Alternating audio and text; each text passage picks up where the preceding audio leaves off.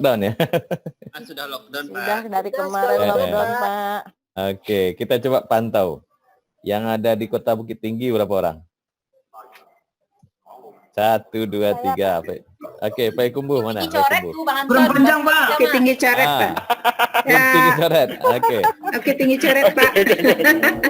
Coret, Pak. Coret, Pak. Padang Panjang. Gurun panjang, Pak. Bukit Gurun Tinggi, Pak. Panjang. Bukit Tinggi. Bukit Solo, Tinggi Pak. Agam. Solo, Pak. Oke. Lagi kantor nih, Pak. Kami dari Solo, Pak. Oke, alhamdulillah. Bagaimana suasana kuliah pakai Zoom nih? Menarik juga ya? Ada menarik, ada Kalau enggaknya, soft skill Pak. tuh menarik, Pak. Lumayan, Pak, lumayan. Mohon maaf nih, saya terlambat ikut join kelas ini karena jadwal yang awalnya di-share itu jam 11 sampai jam 12.30. Oh, ternyata ada ralat dan enggak tahu bahwa ternyata mulai jam 9 ya, tapi enggak apa-apa. Total jumlah kelas kita berapa orang? Sebanyak yang tampil nih. 7, Pak. Berapa? 47. 47. Kalau sekarang nih 1, 2, 3, 4, 5. 5 kali 6, 30. 30. Sekarang 42. Oh ada sudah 42. Ada yang belum bisa gabung, Pak, masih ada. Ada yang izin satu orang. Yang masih belum bisa gabung ada 3 orang. Ada 3 orang. Ya, Baik, alhamdulillah. Jaringan, Pak. Nggak apa-apa karena memang kita jumpai juga pada waktu kuliah S1 yang menggunakan aplikasi online ini, tak semua memiliki jaringan yang cukup lancar karena mahasiswa kita kan pulang semua sehingga mereka ada di kampung. Ada yang mesti naik pohon kerambia untuk mencari sinyal, ceknya. Kalau kini kan tidak ada yang di pohon kerambia kan? Alhamdulillah, Pak. Alhamdulillah. Baik. Pertanyaan pembuka nih. Dari apa yang disampaikan, kan kuliah dengan Pak Elvintri sudah ada pertama kemarin ya? Sudah, Pak, minggu kemarin. Iya, Pak. Oke, Sudah saya ingin mendapatkan gambaran dari kita tentang soft skill. Jadi apa yang dimaksud dengan soft skill itu? Siapa yang mau jawabnya? Soft skill adalah kemampuan. Apa itu soft skill itu? Soft skill itu adalah kemampuan yang dimiliki oleh seseorang dalam mengelola suatu permasalahan, Pak. Kemampuan yang dimiliki oleh seseorang dalam? Yang dimiliki oleh seseorang, ya. Oke, Bu Fitri Yarti yang jawab ya. Siapa Bu yang jawab Yevi. tadi? Bu Yevi. Lindawati, Bu Pak. Yevi.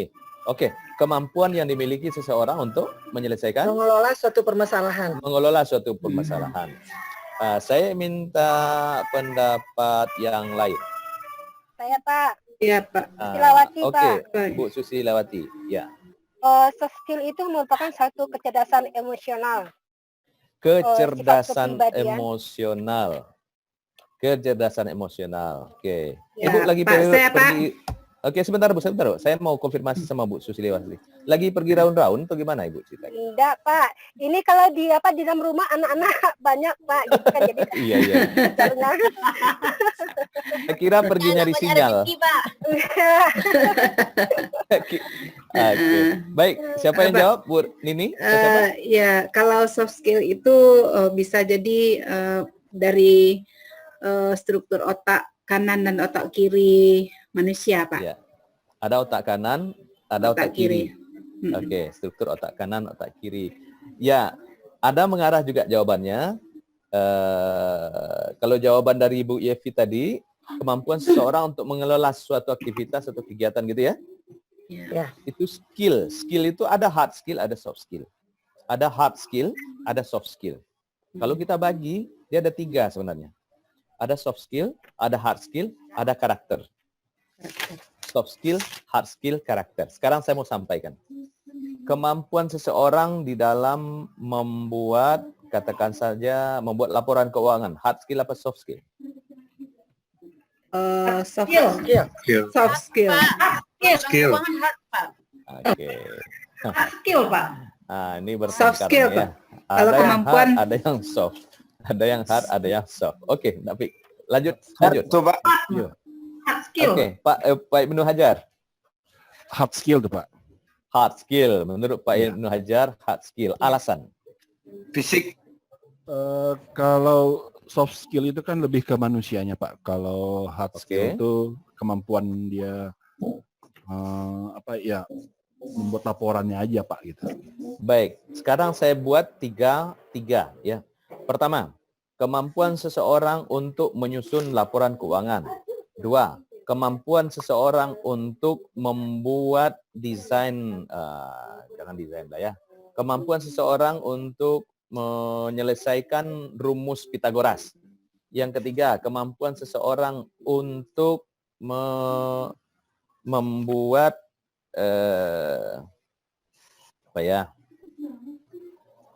kemampuan seseorang untuk menyelesaikan persoalan keteknikan.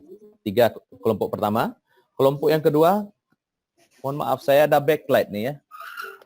Backlight. Saya ubah arahnya. Nah, gitu. Itu kelompok yang pertama tadi.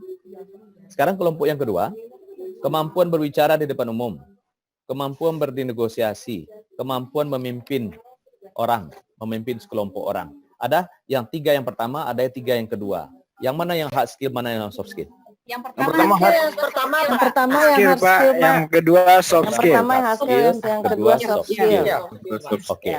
Oke, cukup clear, cukup jelas. Artinya kemampuan berbicara di depan umum itu adalah soft skill. Soft skill. Kemampuan leadership adalah soft skill. Soft skill. Kemampuan di dalam bernegosiasi adalah soft Soft skill. skill. Soft skill. Oke, cukup clear. Kalau ke kreativitas, masuk hard skill atau soft skill? Hard, Pak. Soft skill. Soft skill itu Pak. Kreativitas. Oke. Soft skill.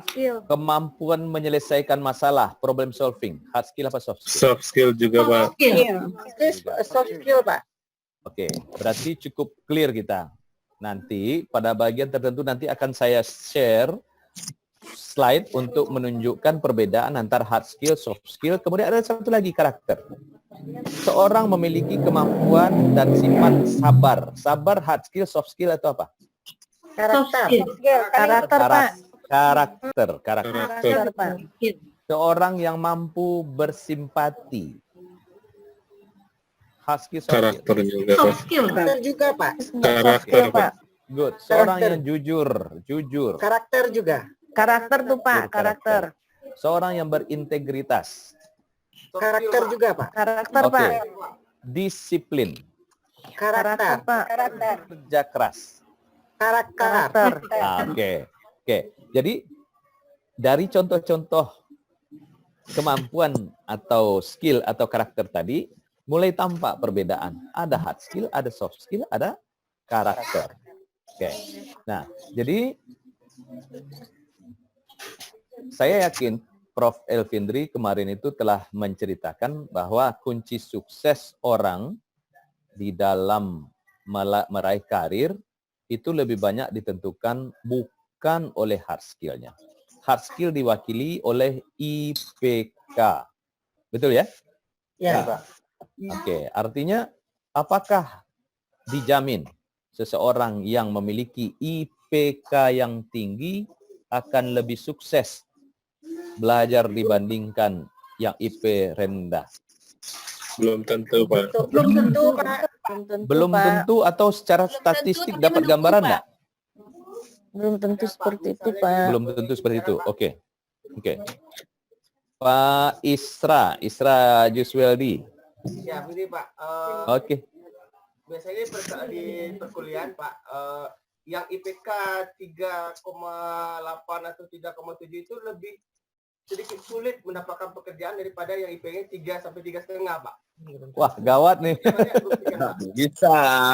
Itu contoh satu nggak bisa di generalisasikan. Nggak bisa dianggap general gitu ya? Ya, tergantung universitasnya mana. Kalau universitasnya beda Pak, nggak bisa Pak. Oke. Sekarang Justifikasi seperti itu nggak bisa. ini saya mau kutip sebuah penelitian nih ya. Penelitian yang dilakukan di Harvard University. Sebagian orang mengatakan ini dari Yale University. Yale. Harvard University. Itu dilakukan dengan metode-metode yang tidak dapat dipercaya dan sumber penelitian ini tidak dapat diyakini. Jadi dengarkan sajalah ceritanya. Mahasiswa di Harvard Business School terbagi atas 3 kelompok. Ini untuk yang MBA programnya, MBA. Magister Manajemen versi asingnya. Apa saja itu?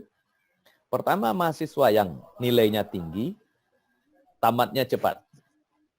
Oke, hands up, angkat tangan. Siapa yang ingin menjadi mahasiswa seperti itu? 1. Oh, cuma 1. Yang lain-lain biar agak lama sedikit, tak apa-apa. Nah. Oke, kelompok mahasiswa yang kedua. Tamatnya lama, nilainya sedang-sedang saja. Siapa yang mau jadi mahasiswa seperti itu? Enggak mau. Oh, enggak mau. Oke, baik. Berarti sisanya adalah kelompok mahasiswa yang ketiga ya. Yaitu yang drop out. Lagi. Mahasiswa 3 kelompok. Pertama, nilainya tinggi, tamatnya cepat. Siapa yang mau seperti itu? Saya, Pak. Oke. Yang kedua, Semuanya nilainya mau. biasa. Oke. Yang kedua, nilainya biasa saja, tamatnya lama. Saya dulu. Ada yang mau tamat lama, Pak. Ketiga adalah mahasiswa Banyak kuliah. yang drop out. Ataupun kalaupun tamek-tameknya karena disipaan. Saya ngombak saya. Iya, kasihan ombak lah, bosan lo dosen menceliak kan. Lama na tuan si koma. Tamek salah. Oke. Nah, 10 tahun setelah penelitian yang pertama dilakukan penelusuran kemana karir setiap orang itu. Ternyata kelompok yang pertama banyak menjadi akademisi.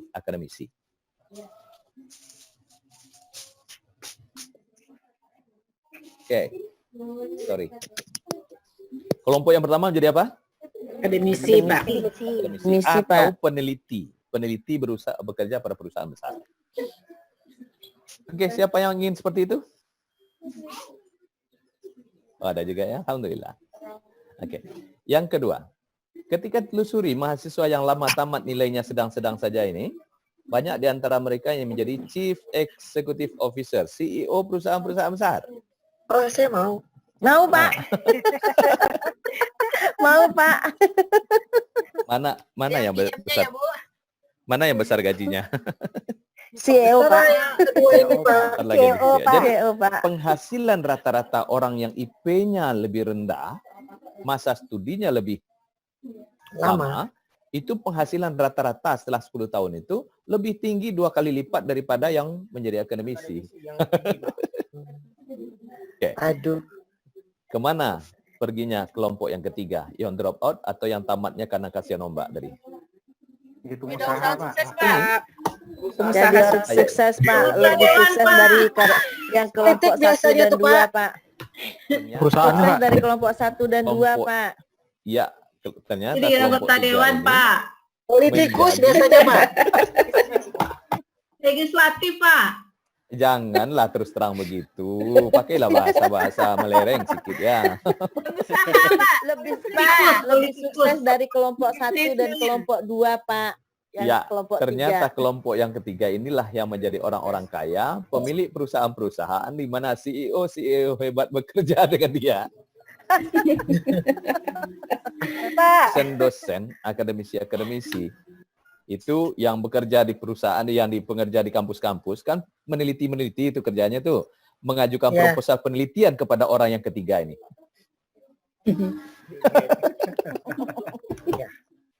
Iya, Oke. Pak.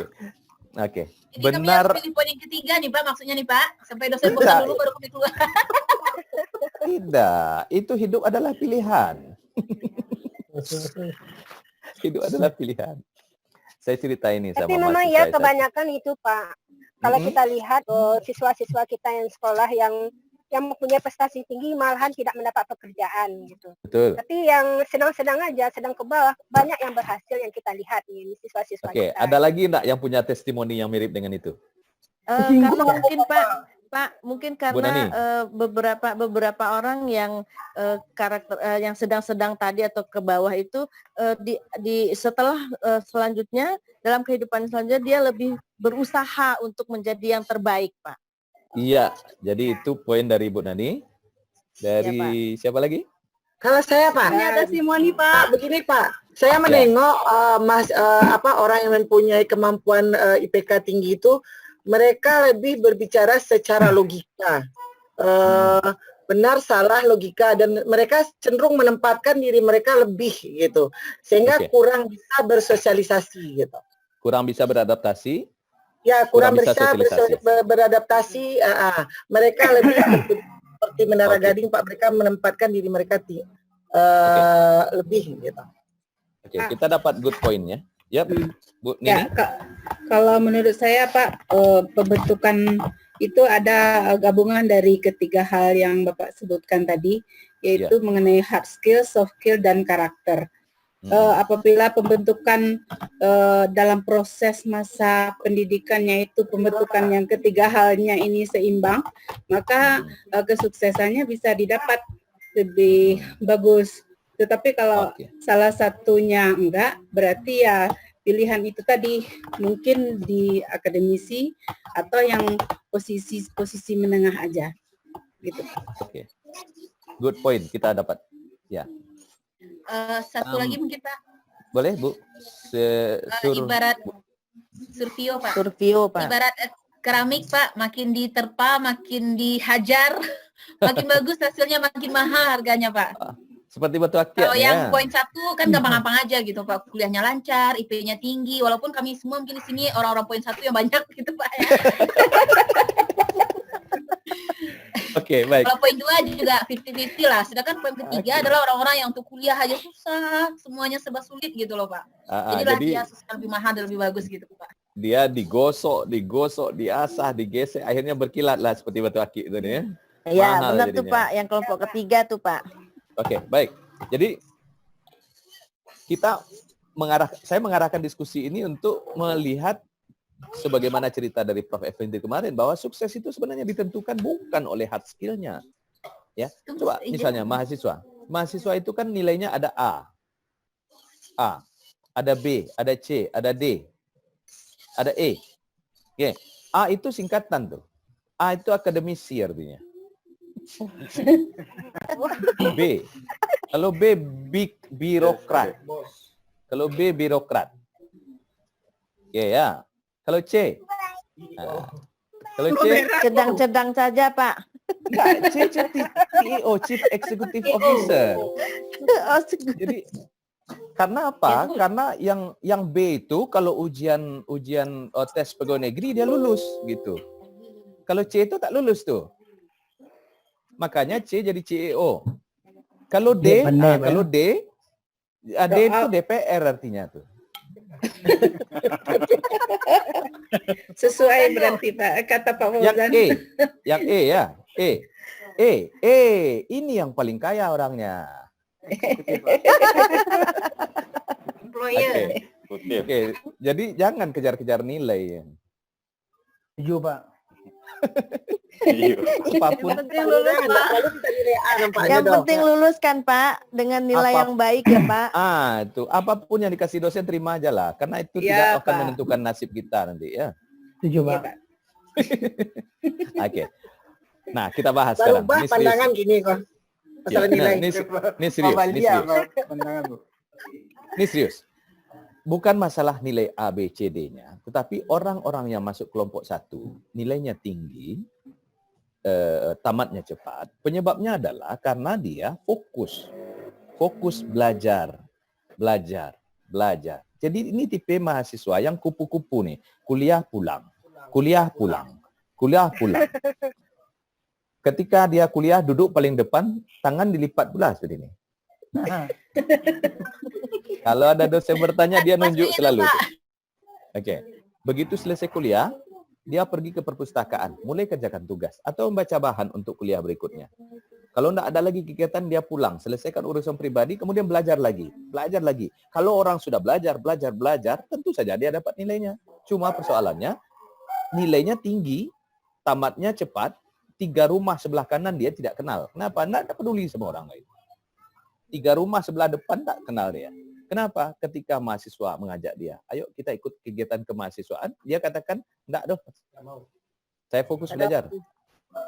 Ketika orang lain heboh, ayo kita demo Ayo kita suarakan pendapat ke DPRD. Harga BBM di dunia sudah rendah, tapi dalam negeri tinggi. Ayo kita ke demo ke DPR. Enggak tuh ikut suruh orang ke sekolah dah. Enggak peduli, enggak ada empati. Maka karena dia fokus, nilainya tentu saja tinggi, tamatnya lama, tapi soft skill tak terbangun. Organisasi tak ikut. Sehingga ketika dia bekerja, belum melamar, sudah dilamar. Maksudnya begini. Artinya belum mulai sudah diterima, Pak. Iya, karena apa? Perusahaan yang datang mencari orang hebat kan, akhirnya tanpa banyak tes dia lulus.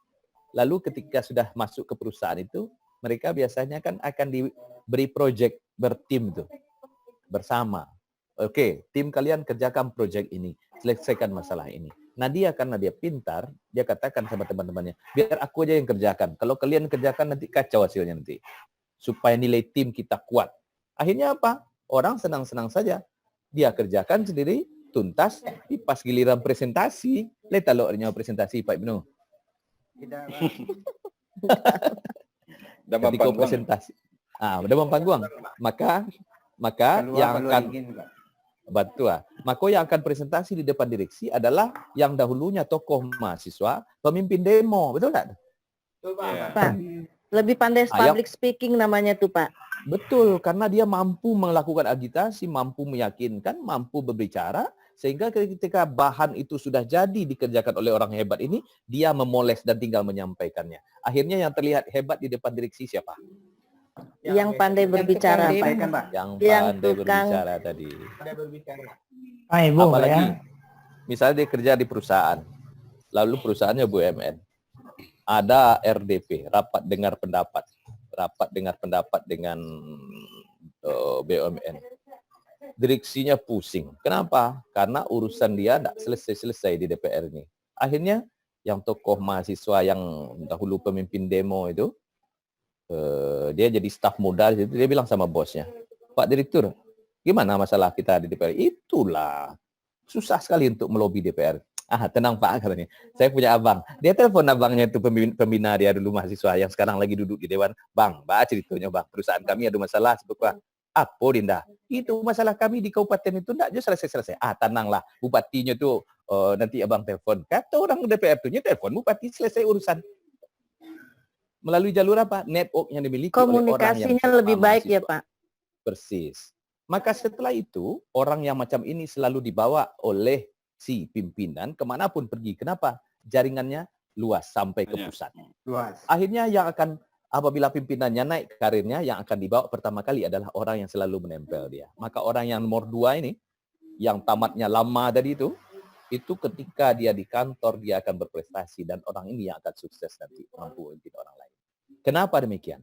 Yang pertama, mahasiswa yang kelompok yang pertama tidak aktif di kemahasiswaan. Mereka fokus belajar, kuliah, nilai tinggi, tamat cepat, tapi soft skill tak terbangun. Negosiasi tak mampu, bicara depan orang tak mampu. Merumuskan sesuatu untuk disampaikan tak mampu. Itu adalah soft skill. Sementara kelompok mahasiswa yang kedua, ini yang justru dibangunnya melalui organisasi kemahasiswaan. Pokoknya mereka punya pepatah, punya apa namanya itu. Jangan sampai kuliah mengganggu kegiatan-kegiatan kita, katanya. Pak, bagaimana dengan yang kelompok ketiga yang karakter, Pak? Kelompok yang ketiga. Kelompok yang ketiga ini sudahlah drop out, nilai rendah, akhirnya tamat juga dengan IP 2,01. Dibawalah ijazah ini untuk pergi melamar. Diketawakan orang ijazahnya itu. Petikku kamu lamar lo kok. Bawa sini tak lulus, bawa sana tak lulus. Akhirnya dia pergi ke Blok A di Padang tuh kan. Di situ kan ada tempat orang membuat frame tuh. Dia les tuh bagus di ijazahnya. Dia tempel di dinding rumahnya tuh. Jelek-jelek begini saya sarjana loh katanya. Cuma enggak laku kan. Badi gantung di sini. Ini enggak laku kan mahkamah. Akhirnya apa? Manggaleh saya kerajanya. Manggaleh hancur loh. Jatuh, bangun. Orang yang sudah jatuh, bangun, setiap kali dia gagal, terasah kemampuannya. Ketika itu mereka sampai pada titik antara hidup dengan mati. Ketika sampai pada titik hidup dengan mati, dia hilang rasa takut.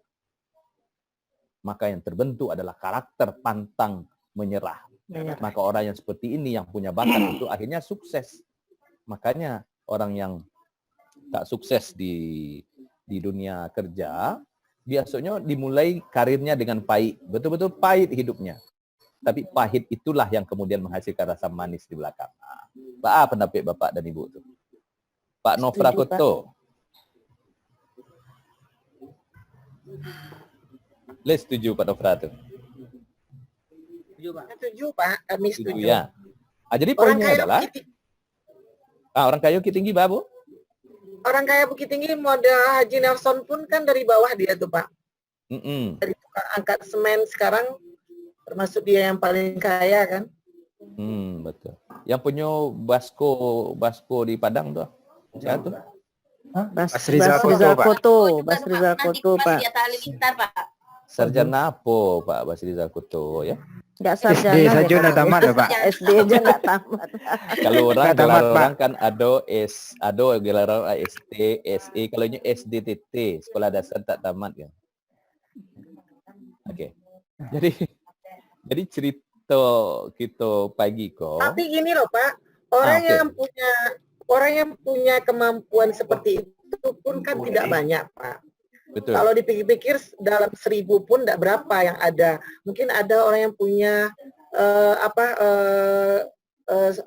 soft skill khusus juga yang bisa seperti itu. Oke. Baik. Pak, sedikit Jadi masukan Pak. Oke. Dari Rinaldi Pak. Oke Pak Rinaldi. Saya tertarik dengan penelitian dari Harvard tadi Pak. Tapi ingat Pak ya, itu penelitian itu banyak dikutip, tetapi ketika ditelusuri itu sebenarnya tidak ada penelitian, tetapi hasilnya bagus. Baik Pak. Jadi menarik bagi saya klasifikasi mahasiswa yang pertama, yang kedua, yang ketiga, kemudian beberapa tahun kemudian seperti yang Pak sampaikan, yang pertama dosen, yang kedua birokrasi dan CEO atau entrepreneur. Namun kita kaitkan dengan kuliah kita hari ini, yakni manajemen soft skill. Kalau saya mendefinisikan itu kan bagian dari kompetensi, Pak. Artinya ada yang soft skill, ada yang hard skill. Artinya benar sekali. Skill ini adalah atribut seseorang seperti itu, Pak. Kemudian, misalnya kita ambil contoh mahasiswa yang pertama, itu bisa saja dia berhasil sebagai akademisi, bisa dosen, bisa doktor, usaha juga. Bisa. Tapi tidak selalu seperti itu. Betul. Kenapa?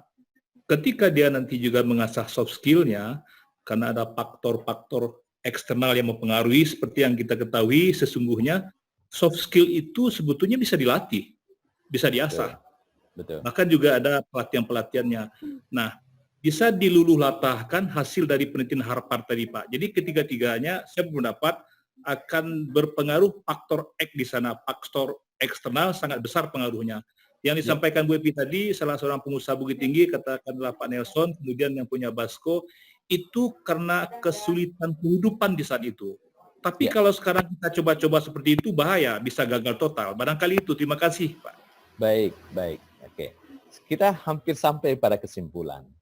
Bukan nilainya, bukan nilai ABC-nya yang menentukan, bukan lama studinya yang menentukan, tapi apakah orang itu mau dan mampu melatih diri membangun soft skill, di mana soft skill itu tak terbangun melalui mata kuliah. Mata kuliah Pancasila tak ada, mata kuliah matematika tak ada, mata kuliah sejarah tak ada, mata kuliah pemasaran pun hanya teori. Artinya apa? Soft skill kebanyakan tidak terbangun di ruang-ruang kuliah. Soft skill lebih banyak terbangun di luar ruang-ruang kuliah. Nah, jadi orang yang tadi, kalau kita pantau tadi itu cerita kita tadi itu, diambil 1000 orang terkaya di Indonesia. 1000 orang terkaya di Indonesia. Statistik akan sama dengan yang di Harvard tadi. Harvard tadi statistik akan sama itu. Silakan aja. Atau diambil 100 orang terkaya di Indonesia. Maka yang secara akademik cemerlang itu sedikit. Contoh, Bill Gates, dia drop out. Mark Zuckerberg, Facebook, dia drop out. Pendiri Yahoo, dia drop out dari kuliahnya. Orang kaya di Indonesia juga banyak yang drop out dalam kuliahnya. Artinya apa? Kebanyakan daripada orang yang sukses secara bisnis itu bukan tipikal orang yang sukses secara akademis. Tapi itu tak boleh dijadikan sebagai legitimasi bahwa tak perlu belajar. Yang perlu adalah seimbangkan membangun soft skill dengan membangun hard skill. Jadi pertanyaan Pak Rinaldi tadi kan sampaikan, soft skill itu dapat dibangun, dapat dikembangkan. Betul gitu Pak Rinaldi ya? Betul Pak. Betul. Artinya daripada membiarkan dia terbangun dikarenakan tempaan hidup, kenapa dia tidak dirancang dengan baik? Iya Pak. Nah, itu poinnya. Jadi poinnya bukan seperti yang cerita yang pertama tadi, tapi bahwa sukses seseorang itu dipengaruhi oleh soft skill, karakter yang terbangun tidak semata-mata di ruang-ruang kuliah, tetapi lebih banyak di luar ruang-ruang kuliah. Karena ruang kuliah dan ruang sekolah kita sekarang itu berorientasi pada hasil. Coba lihat anak-anak kita itu. Anak-anak kita lihat, yang orang tua akan senang kalau nilai anaknya A semuanya. A, B, A, B, A, B. Juara 1. Jelang, ya. Ranking. Fokus kita ranking. Fokus kita kepada hasil. Padahal yang menentukan soft skill, karakter adalah prosesnya. Jadi kurikulum kita sebenarnya sudah shifting. Akibatnya apa? Dari sisi pendidikan kita kalah jauh. Dikarenakan apa? Anak mulai dari SD, SMP, SMA disuruh mengejar ranking, ikut les. Oke. Apakah ada di antara kita yang punya gelas atau benda atau apa di depannya sekarang? Ada Pak. Ada ya? Oke, coba perlihatkan. Bu Nini ada tuh. Bu Nini, gelas ya? Iya Pak. Iya gelas Pak. Itu berat enggak itu? Berat Pak. Ada air minumnya Pak. Kalau berisi air berat Pak, tapi kalau tidak berisi air dia biasa saja Pak. Oke, Bu Nani punya di depannya. Punya Pak. Oke, kalau Dodi apa yang ada di tangannya? Oke, ada juga ya? Baik, semua apa yang ada, kalau misalnya ada charger juga enggak apa-apa, seperti saya punya charger nih. Sekarang sama-sama kita pegang begini. Sama-sama semuanya. Oke. Ini karena kelas terlalu banyak, saya harus pantau halaman berikutnya. Nih. Coba, nih Pak Muhammad Ihsan lagi termenung. Nggak donen bisa dangkek, Pak. Alay ya. Coba diangkat, tetapi lurus. Lurus, jangan dibengkokkan. Angkat, lurus, jangan dibengkokkan. Gini ya. Boleh ke kanan gini. Nih. Jadi jangan dibengkokkan begini, tapi gini. Oke? Baik. Saya mau tanya, jujur dijawab. Apakah berat benda yang kita pegang? Tidak Pak. Tidak Pak. Tidak Pak. Ya? Oke. Kita teruskan agak 20 menit ya. Saya berisi, Pak. Menit pegel Pak. Berat. Ya kan, kalau berisi berat ya Pak, tapi kalau tidak berisi tidak berat ya Pak. Kalau ini diteruskan selama 1 jam, ini menggigil nih. Rasa mau putus, betul tidak? Bas Pak. Kalau teruskan 2 jam ini sudah berkeringat nih. Keringat semuanya. Kalau teruskan 3 jam, kita ketemu di UGD. Pertanyaan. Beratkah barang seperti ini? Tidak. Sebentar. Kalau sebentar, tapi kalau lama? Tidak. Berat. Pegal. Lama jadi berat Pak. Pegal Pak. Nah, Bukan barangnya yang berat, Pak. Bukan barangnya yang berat. Yang memikul beban itu yang jadi berat. tapi kan beratnya cuma dipegang. beratnya cuma 200 gram. Bukan 20 kilo. Kalau berat fisik barangnya nggak akan bertambah-tambah, Pak. Oke, baik. Tapi tangan kita yang memegang. Siapa yang bisa sampaikan pendapatnya? Kenapa kok tangan merasa berat walaupun hanya 200 gram? Karena pola pikir dan pola otak kita udah terpikir seperti itu Pak. Ini lama-lama makin berat nih gitu Pak. Oke, kalau gitu buangnya otak tuh. Gimana kira-kira? Bukan Pak. Otak begini. Daya tahan Pak mungkin Pak. Jadi Daya lama tahan. habis. Daya tahan. Endurance ya. Oke. Jadi kalau tangan diberi beban dalam waktu yang lama, itu kumpulan energi dalam waktu lama itu beban dikali waktu itu terkumpul energi yang sangat besar. Dan itu kita merasa sangat sakit. Itu kalau beban. Otak juga begitu.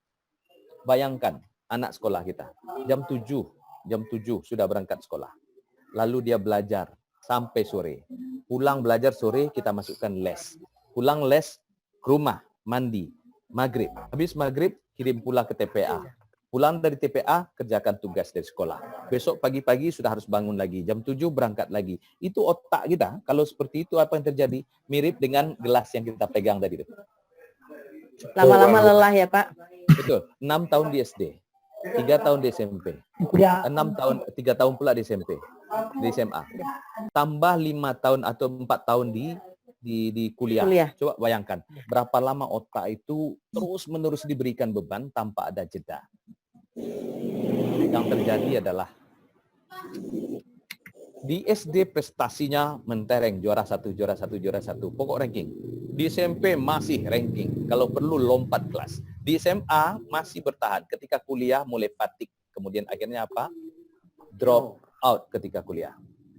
Ada dijumpai di sekitar kita anak-anak yang kuliahnya gagal tapi cemerlang di SMP sampai SMA? Ada Pak. Karena dia fatigue. Karena dia lelah sekali. Lelah sekali dia. Sangat capek.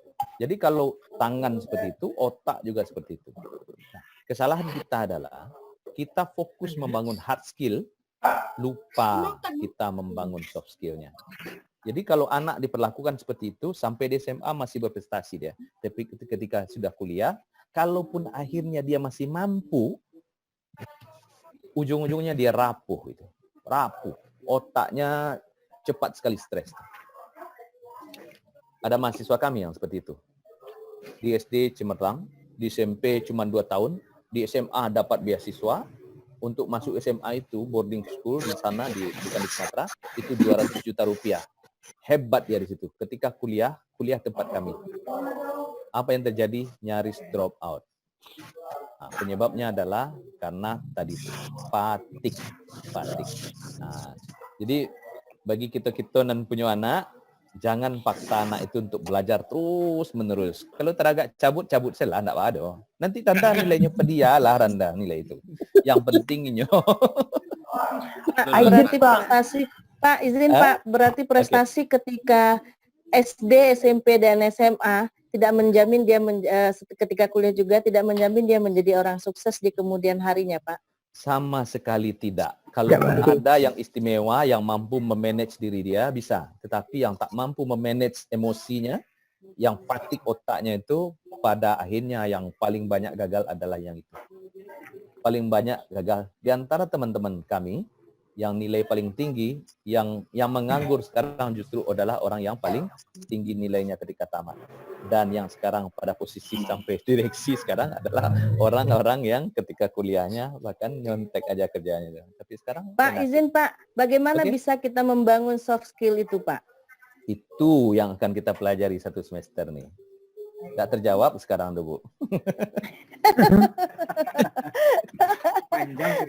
Karena kami punya anak-anak remaja dan SD Pak yang memang membutuhkan bagaimana caranya. Baik. Justru itu poinnya. Nah, itu kan sekarang gini. Dari kehamilan Pak. Oh, mulai dari mencari jodoh, Bu. Iya. Iya. Oke, mari kita lihat orang-orang senior yang soft skill-nya terbangun bagus. Dari mana di Indonesia nih orang ini? Dari seluruh Indonesia ya? Seluruh Indonesia, dari mana banyak menghasilkan orang hebat? Orang Padang. Orang Padang. Yang jawab siapa tadi tuh? Pak Putu. Pak James. Ya Pak. Sumatera Barat. Oke. Salah. Kalau jawabannya Padang salah. Sulawesi Pak. Orang Sulawesi Pak. Selatan, Bukit Tinggi. Sulawesi Selatan. Oh, ada juga Sulawesi Selatan ya. Baik, mari kita sebutkan pendiri negara Indonesia siapa saja. 1. Muhammad Yamin. Soekarno. Soekarno. Yamin. Hatta. Siapa lagi? Nasir. Nasir, ya. Siapa lagi? Salim Pak. Ini Agus Salim. Agus Salim. Oke. Ya. Kalau di Perwira negara. Kalau disebut 10, kalau 8 dari disebut 10, Sumatera Barat alias berapa Padang, dari Pak. Minang? Kalau disebut 8, 10, Pak. berapa dari Minang? Minang. Iya. 8. Kalau disebut 10 pendiri Indonesia, 8 adalah dari Minangkabau. Apanya yang hebat di Minangkabau itu? Pak Soft Muhammad skill-nya, Irfan. Pak. Berbicara Pak, soft skill-nya Pak, Skill-nya, soft Pak. skill. Caranya, Soft Pak. skill, Nah, di Pak. luar tempi tadi atlet, Pak. Pak. Ya. Yang hebat dari Minangkabau Pak, usul Pak. Ya. Yang Ya. itu Pak, kita sudah terbiasa dengan pembelajaran dari apa Pak, kata Malereng, mendata gitu Pak, yang apa mendaki gitu Pak. Jadi istilahnya mungkin kita sudah menuangkan hal-hal demikian itu dalam kehidupan sehari-hari gitu Pak. Jadi sudah terbiasa kita mengasah soft skill dari kecil. Gitu. Tahu dek nanampe pertama ya? Iya tahu dan sampai maksudnya Pak. Kemudian punya rasa kekeluargaan yang cukup luar biasa, Pak. Rasa kekeluargaan. Apa lagi? Gotong royong Pak. Kemampuan gotong royong. Apa Iya. bergotong royong? Ya. Oke, apa lagi? Kemampuan public speaking Pak, berbicara di depan orang banyak Pak, kemampuan Iya. berbicara di depan orang Ada banyak. daya Pak. juang tadi, ada kemampuan berbicara di depan.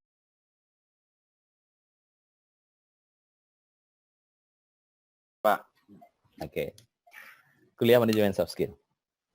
Baik, saya akan fokus ke sini untuk sementara beberapa lama nih. Ini sekedar gambaran saja, data. Background saya sebenarnya teknik mesin ya.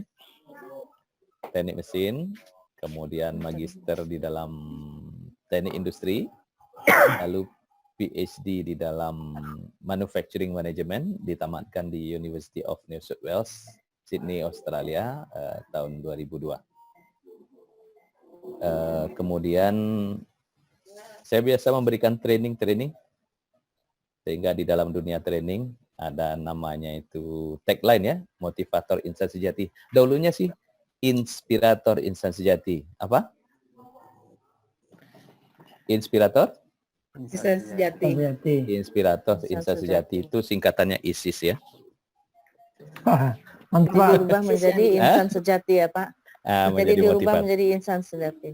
Motivator insan sejati, yaitu manusia yang hidup dalam keseimbangan dunia akhirat. Yang seimbang hard skill, soft skill, dan karakternya.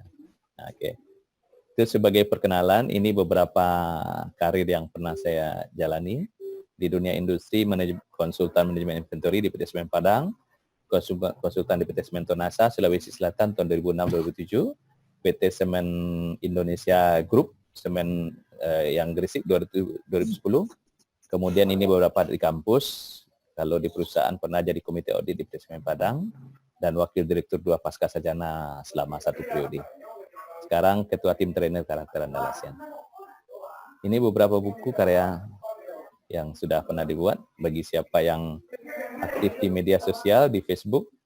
Nah, itu saya punya Facebook itu. Di situ saya menuliskan tulisan-tulisan. Kemudian bagi siapa yang bukunya memiliki... ada, Pak. Itu ada Bukunya bukunya. di mana Bukunya ini, Pak? dijual, Pak. Dijual di mana, Pak? Bentar ya. Nah, ini bukunya nih. Ini adalah buku kumpulan tulisan-tulisan yang ada di Facebook. Akhirnya jadilah dia 6 Values for the Real Happiness. Itu yang di belakang ini nih. Ini tulisan yang pernah sangat viral, yang diklaim orang sebagai tulisan atau pidato Pak Habibie di Mesir. Padahal tidak ada hubungan dengan Habibie, cuman karena ketika Habibie meninggal tulisan ini viral.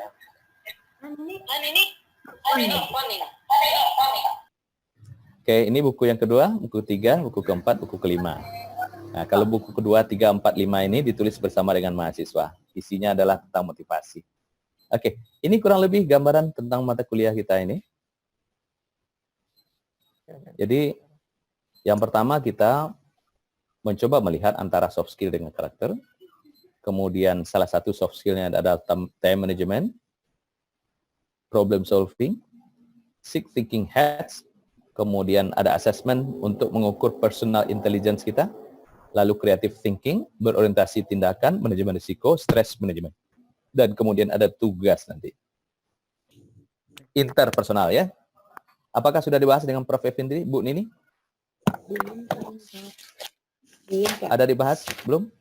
Antara intra dengan interpersonal skill? Pak. Belum ada? Pak. Baik, barangkali nanti Prof. Elvindri akan membahas lebih jauh. Sebagian besar daripada yang akan kita pelajari ini adalah kalau time management itu intrapersonal skill, problem solving intrapersonal skill, ini intrapersonal skill, creative thinking masih intra, berorientasi itu intra lebih banyak ini intrapersonal skill. Jadi ini adalah soft skill, tapi soft skill yang ada dalam diri. Soft skill berhubungan dengan orang lain, seperti kemampuan komunikasi, kemampuan negosiasi, leadership itu adalah interpersonal skill. Oke. Nanti kita akan coba tugas seperti ini. Tugasnya tidak berat sesungguhnya, tetapi cuma disiplin saja. Tugas pertama, time management. Yaitu menerapkan prinsip.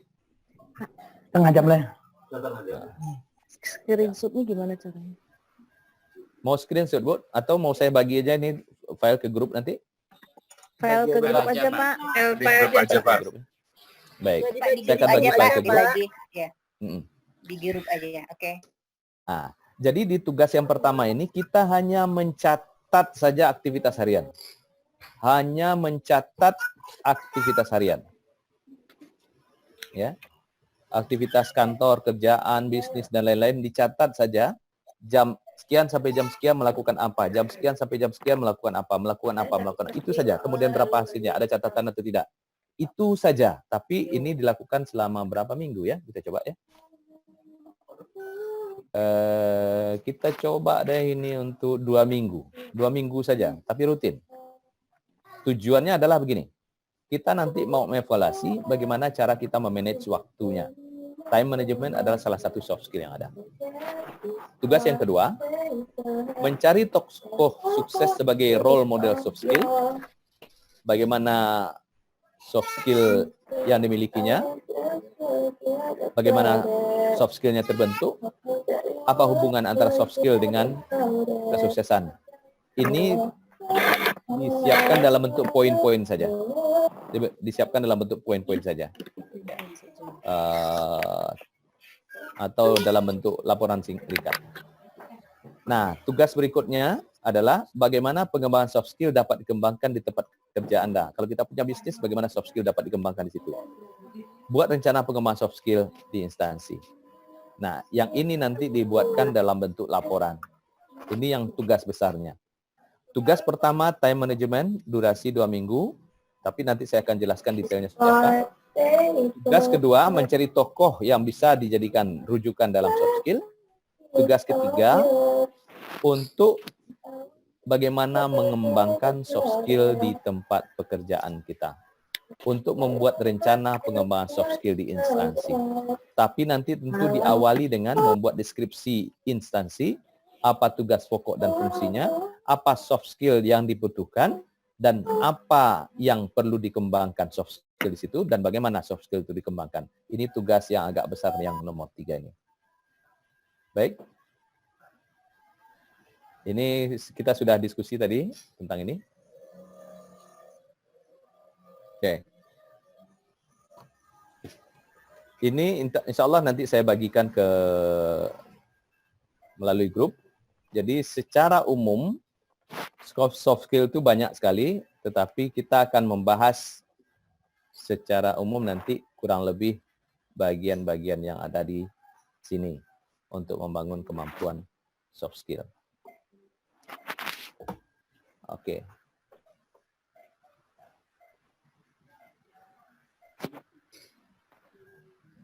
Itu gambaran dari perkuliahan kita dengan saya, dengan Prof. Elvindri. Tapi ada satu hal. Sebetulnya sulit memang untuk perkuliahan ini kita laksanakan secara online dengan Zoom ini. Karena sebenarnya dia memerlukan latihan.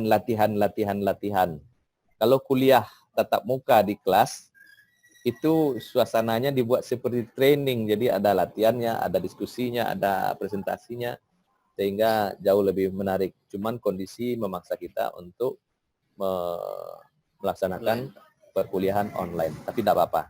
Sedikit saya akan tambahkan lagi materi. antara soft skill dan karakter ini.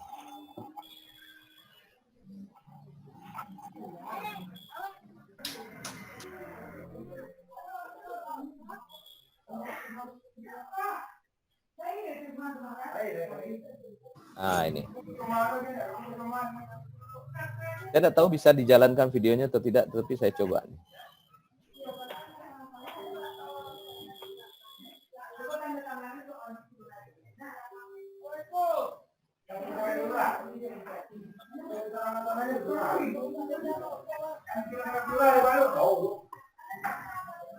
Oke, mari kita bisa lihat videonya? Belum, Pak. Belum, Pak. Belum. Belum, Pak. Enggak nampak videonya? Enggak, Pak. Kenapa, Pak? Ada? Belum, Pak. Belum. Videonya ada bisa nampak? Tidak, Masih Pak. belum, Pak. Tidak, belum, Pak. Belum, Pak. Belum nampak, Pak.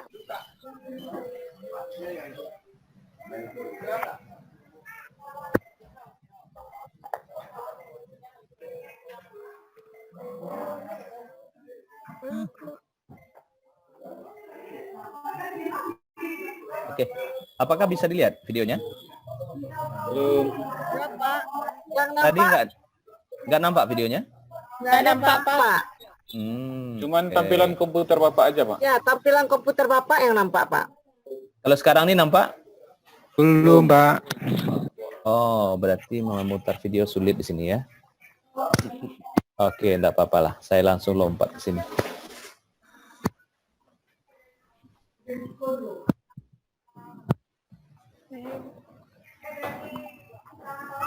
Dan yang ini.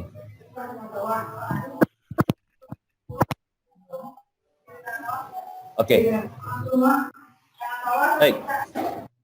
Di slide ini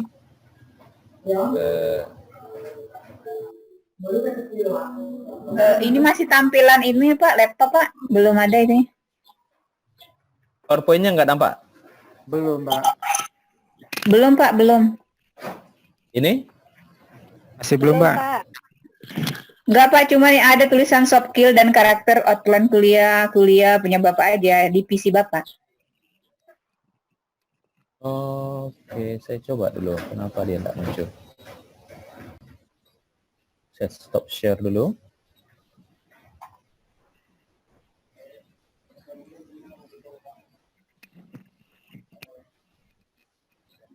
Kalau ini nampak? Belum, Pak. Tampilan wajah Bapak yang nampak, Pak.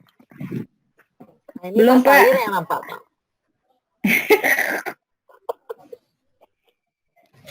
Oke.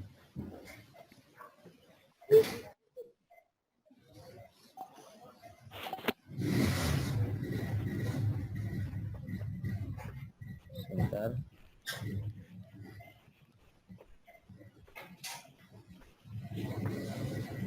Kalau ini nampak? Nggak, Bapak yang nampak, Pak.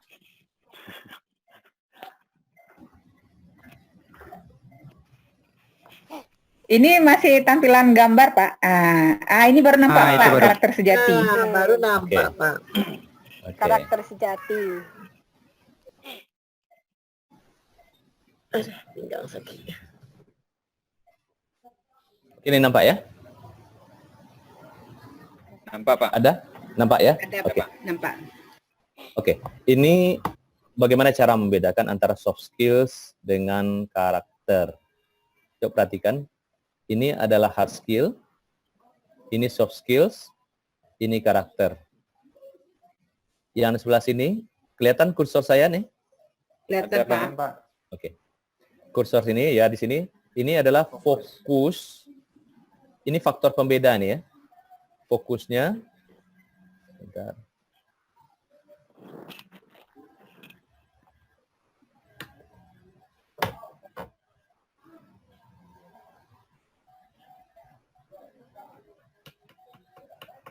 Oke. Ini faktor pembeda. Ya.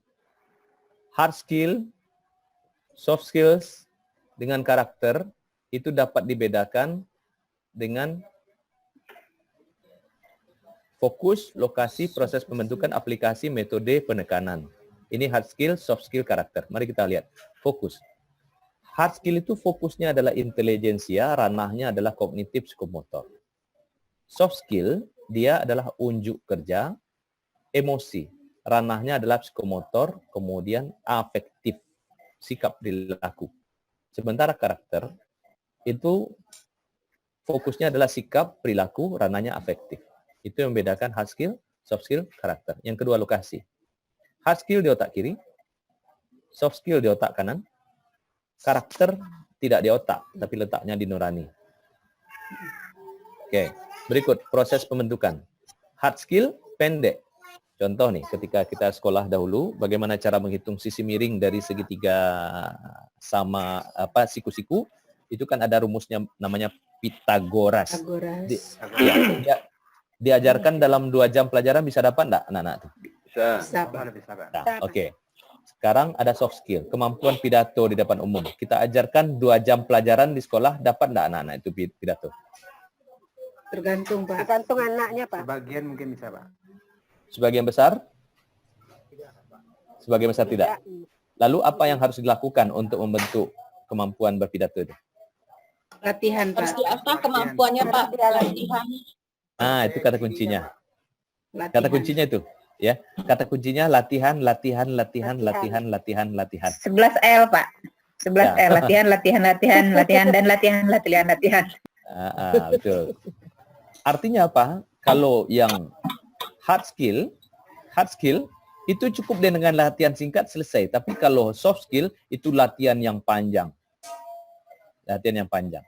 Tapi kalau karakter jauh lebih panjang lagi. Contoh, membentuk karakter jujur berapa bulan perlu dibentuk? Bisa dibentuk jujur. Bertahun-tahun kali, Pak. Bertahun-tahun. Seumur hidup. Dari kecil, Oke. Pak. Betul. Kalau sabar? Seumur hidup juga. Pak. Seumur hidup. Kalau Sedekah hidayah, Pak. Oke. Kalau disiplin? Dari kecil juga, Pak. Ya, tapi disiplin di sini letaknya nih. Ya, medium. Nah, kalau pantang menyerah di sini apa di sini? Medium. Di karakter, Pak. Pantang menyerah di karakter. Oke. Jadi dari sini bisa kita bedakan proses pembentukan hard skill itu pendek waktunya, sebentar bisa terbentuk. Kalau soft skill lebih lama, kalau karakter lebih lama lagi. Berikut aplikasi. Kalau hard skill, aplikasinya tergantung situasi. Boleh dipakai, boleh tidak. Contoh, kemampuan saya di dalam menyelesaikan persoalan matematika. Kalau saya mau, saya bisa selesaikan. Kalau tidak, saya tinggalkan aja. Kalau kemampuan saya berdiskusi, berpidato, berbicara depan umum, kalau saya pengen pakai, saya pakai. Kalau tidak, tidak dipakai. Situasional. Tapi, kalau karakter tidak. Karakter tidak. Misalnya kalau seandainya saya pengen jujur, saya jujur. Kalau tak jujur, ya kalau berarti saya bohong. Pertanyaannya adalah, apakah karakter saya jujur? Seorang yang jujur. Kalau kadang-kadang saya jujur, kadang-kadang tidak. Tidak. Kan. Kalau kadang tidak. Kalau kadang-kadang saya sabar, kadang-kadang saya tidak sabar. Apakah karakter saya sabar? Tidak. Tidak. Maka karakter itu selalu ngikut kemanapun kita pergi. Itu karakter. Dia adalah ciri khas konsisten. Jadi kalau jujur, jujur aja. Kalau adil, dimanapun kita adil. Kalau bertanggung jawab, dimanapun kita bertanggung jawab. Kalau ikhlas, nggak bisa kadang-kadang ikhlas, kadang-kadang tidak. Gitu. Jadi jujur, itu adalah karakter. Jadi ketika seseorang itu kadang-kadang jujur, kadang-kadang tidak jujur, berarti karakter dia tidak jujur. Tapi kalau seandainya kemampuan untuk berpidato, kadang-kadang dipakai, kadang-kadang tidak, dia tetap punya kemampuan soft skill itu. Cuma tidak dia pakai. Begitu juga hard skill. Nah, itu beda hard skill, soft skill dengan karakter. Kalau karakter selalu dipakai dan dia adalah sikap perilaku yang keluar tanpa difikirkan, langsung keluar karakter ini. Spontan ya, Pak. Spontan, benar sekali. Metode pembentukan hard skill dipelajari, bisa mata kuliah, bisa praktikum. Kalau soft skill dia dipelajari. Kalau karakter harus dikondisikan. Untuk membentuk karakter jujur, di rumah harus jujur, di kantor lingkungan harus jujur, di tempat bergaul harus jujur. Anak yang jujur hanya akan lahir di keluarga yang jujur. Ketika bapak ibunya peduto, ba Allah membuat anak kau jadi orang jujur kan? Nah, itu berarti karakter terbentuk dengan pengkondisian. Apa ibunya pemberang, ba Allah kan membentuk karakter sabar ke anak tuh. Berarti apa? Untuk membentuk karakter sabar, maka kondisinya harus dibuat. Nah, itu untuk bentuk karakter. Penekanan. Kalau hard skill pemikiran, kalau soft skill perasaan, feeling dan unjuk kerja, kalau karakter sense atau rasa. Oke. Kira-kira di dalam gambaran ini apakah bisa dipahami Bapak Ibu semua? Pak, sedikit bertanya, Pak. Boleh. Boleh, Pak? Boleh, Ya, boleh. Pak, nama Iya, saya nih. Nia Astuti, Pak. Yang Boleh, saya Bu Yeni. tanyakan sini terkait karakter ini, Pak. Apakah Ya. karakter ini terkait tentang perubahan perilaku, Pak? Pernah saya mendengar satu penelitian bahwa perubahan perilaku itu bisa dilakukan secara bertahun-tahun, malah sampai 20 tahun. Misalnya kita ingin berkarakter seperti untuk merubah perilaku kita untuk menjadi hidup bersih dan sehat contohnya, Pak. Apakah itu dimasukkan karakter atau gimana, Pak? Baik, ada yang bisa jawab? Ada yang bisa jawab? Pak Reza Mahdi, gimana pendapat Pak? Atau siapa yang bisa jawab? Ya, oke, silakan Bu Fitri. Ya, itu kan hal berkaitan dengan perilaku, Pak. Perilaku memang butuh waktu yang lama sekali. Salah satunya itu kalau kita bidang kesehatan, untuk menjadikan seseorang itu berperilaku hidup bersih dan sehat itu memang butuh waktu yang sangat lama. Contohnya saja bagaimana kita menjadikan sebuah kantoran atau sebuah ruang rapat yang dimana di dalamnya itu tidak ada lagi orang yang merokok, itu butuh waktu kita hampir 10 tahun lebih gitu. Jadi bukan waktu yang tepat kita untuk merubah karakter. Pak, baik. Boleh nambah, Pak? Boleh, Bu Nini. Ya. Kalau mengenai perubahan perilaku, Pak, sebenarnya ada langkah-langkah yang harus dijalankan. Ya. Kalau karakter yang sifatnya seperti kejujuran, kemudian kedisiplinan, mungkin itu bisa tumbuh dengan ada contoh gitu ya, Pak. Tetapi ada perubahan perilaku yang itu bisa dibangun atau dirubah bukan sejak lahirnya gitu. Jadi dimulai dari penambahan pengetahuan, kemudian dimotivasi. Setelah termotivasi baru itu akan menjadi membudaya atau menjadi karakter gitu. Baik, baik. Poin bagus dari Bu Nini. Pertanyaan pertama tadi, berarti karakter memang terkait dengan perilaku. Dan proses membentuk perilaku itu butuh waktu yang lama.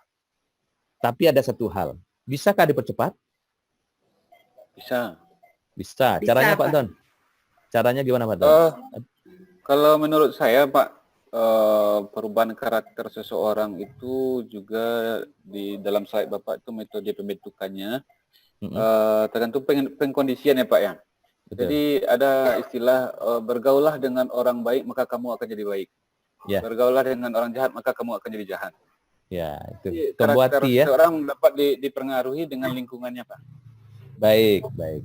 Umar bin Khattab gimana karakternya sebelum Islam? Keras, Pak. Keras, Pak. Keras. Keras, tegas, emosional, Pak. Apa yang terjadi sehari setelah dia masuk Islam? Jadi perubahan perilaku, Pak. Lembut, Pak. Apa yang mendorongnya? Islam. Islam. Islam letaknya di mana? Di otak atau di hati? Di hati, Pak. Nah, jadi kata kuncinya adalah kalau perubahan itu dikaitkan dengan kepercayaan atau iman, maka perubahan itu bisa cepat. Tapi selama perubahan itu tidak dikaitkan dengan iman, maka dia butuh waktu yang sangat panjang, sangat panjang. Tapi kalau iman yang mengendalikan, maka dia akan cepat. Setuju enggak, Bu Yevi? Setuju. Setuju ya? Jadi contoh-contoh yang ada sekarang itu menunjukkan bahwa ketika iman terlibat di dalam perubahan karakter seseorang, maka prosesnya dapat dipercepat. Tapi ketika iman sama sekali jauh dan tidak dikait-kaitkan, maka karakter sulit terbentuk. Di sana letak gagalnya pendidikan Barat dalam membentuk karakter. Amerika gagal membentuk karakter. Orang di sana enak saja nembak bunuh orang. Seperti yang terjadi di Tanzania kemarin itu. Selandia Baru kemarin itu. Enak saja. Kenapa? Karena iman tidak masuk di dalamnya. Karena itu Dalam pembentukan karakter tidak boleh dipisah antara karakter itu dengan keimanan. Ya mesti masuk situ. Setuju gitu ya? Setuju, Pak. Ya, Pak. Baik. Pak, satu lagi boleh, Pak? Pak, satu lagi. Boleh. Ya, Bu Yani, silakan, Bu. Ya, saya tertarik kemarin, Pak, mengenai penjelasan Prof. Evindri, Pak. Kata beliau waktu itu, kalau saya nggak salah dengar ya, Pak, ya, di mana manusia ini sebelum ditiupkan rohnya itu sudah ada digariskan oleh Allah, itu Pak, ada dominan perilaku baik dan ada dominan perilaku jahatnya gitu, Pak. Bagaimana menurut Bapak? Bismillahirrahmanirrahim. Fa'alhamaha fujuraha wa taqwaha. Qad aflaha man zakkaha wa qad khaba man dassaha. Sesungguhnya pada waktu ya di dalam surat As-Samsi ya. Dalam surat As-Samsi ya. Was-samsi wa duhaha wal qamari idza talaha dan seterusnya kan. Di situ dan manusia demi dan penyempurnaan penciptaannya. Fa'alhamaha fujuraha wa taqwaha. Sesungguhnya kami ilhamkan kepada mereka fujurnya dan kami ilhamkan kepada mereka takwanya. Artinya apa? Bibit itu ada di dalam diri setiap manusia. Setiap milik manusia ada dua bibit. Bibit untuk kefujur, kefasikan, ada bibit untuk ketakwaan. Ya. Mana yang tumbuh di antara keduanya? Tergantung yang mana yang mau diberi makan. Kalau kita beri makan yang fujurnya dengan cara apa? Makanan yang haram, suka bergunjing, bergaul tidak dengan orang-orang soleh, maka yang tumbuh adalah yang fujurnya. Malas beribadah, yang tumbuh adalah fujurnya. Tapi kalau dipupuk dengan bergaul dengan orang-orang yang soleh, kemudian selalu beramal, selalu tersenyum, selalu beribadah, maka yang tumbuh adalah takwanya. Maka dalam diri manusia ada keduanya. Ada bibit fujur, ada bibit takwa. Kurang lebih begitu, Bu? Setuju, Bu? Gitu? Maka lingkungan sangat menentukan yang akan terbangun nanti apa. Ketika seseorang disekolahkan di sekolah, anak disekolahkan di sekolah yang lingkungan orang yang menerapkan sunnah, jilbabnya lebar gitu ya, maka otomatis yang tumbuh dan dipupuk oleh dia adalah yang takwanya. Tapi ketika disekolahkan, bergabung dengan orang di sekolah yang sama sekali tidak mempedulikan agama, maka yang tumbuh di situ adalah bukan yang takwanya. Karena itu lingkungan sangat menentukan. Oke? Bisa masuk akal gitu, Bu ya? Ya, Pak. Baik, Pak. Terima kasih, Baik. Pak. Baik. Terima kasih. Kita lanjutkan sebentar. Mohon maaf, Pak. Baik. Pak, ini tadi ada ini, Pak. Itunya waktunya sedikit lagi ya, Pak ya. Soalnya boleh. mau ada kuliah kedua, Pak. Baik. Oke. Jadi maaf ya, Pak. Lagi ya. Wrap up atau kesimpulan. Wrap up atau kesimpulan kita. Nah, jadi inilah kurang lebih kesimpulan kita pada hari ini yang ada di slide ini.